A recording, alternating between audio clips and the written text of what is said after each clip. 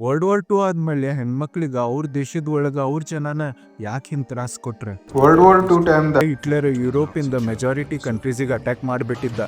ಆ ಟೈಮ್ದಾಗ ಫ್ರಾನ್ಸ್ ಒಳಗಿರೋ ಹೆಂಗ್ ಮತ್ತು ದುಡಿಯೋ ಗಂಡ್ಮಕ್ಳೆಲ್ಲ ಯುದ್ಧಕ್ಕೆ ಹೋಗ್ಬಿಟ್ಟಿದ್ರು. ಅದ್ರ ಸಂಬಂಧ ಫ್ರಾನ್ಸಿಂದ ಇಕನಾಮಿ ಡೌನ್ ಆಗತ್ತಿತ್ತು. ಅಲ್ಲೇ ಆಹಾರದ ಕೊರತೆ ಹುಟ್ಟುಬಿಟ್ಟಿತ್ತು. ಜನಕ್ಕೆ ತಮ್ಮ ಜೀವದ ಹೆದರಿಕೆ ಶುರು ಆಗ್ಬಿಟ್ಟಿತ್ತು.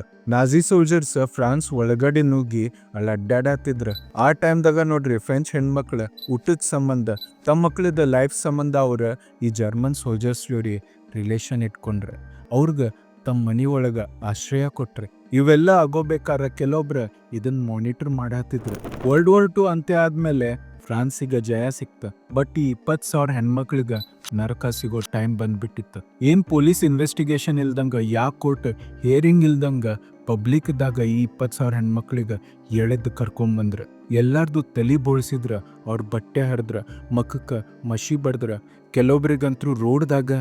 ಡಾರ್ಕ್ ಟ್ರೂತ್ ಏನಂದ್ರೆ, ಆ ಟೈಮ್ದಾಗ ಕೆಲವೊಬ್ರ ಮೇಲ್ ಬಿಸ್ನೆಸ್ ಮೆನ್, ಆಫೀಷಿಯಲ್ಸ್ ಮತ್ತು ಪೊಲೀಸ್ ಆಫೀಸರ್ಸು ಆ ಜರ್ಮನ್ ಸೋಲ್ಜರ್ಸಿಗೆ ಹೆಲ್ಪ್ ಮಾಡಿದ್ರ ತಮ್ಮ ಜೀವದ ಹೆದರಿಕೆ ಸಂಬಂಧ.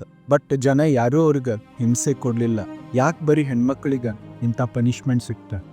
ನಿಮ್ಗೆ ಗೊತ್ತಾ?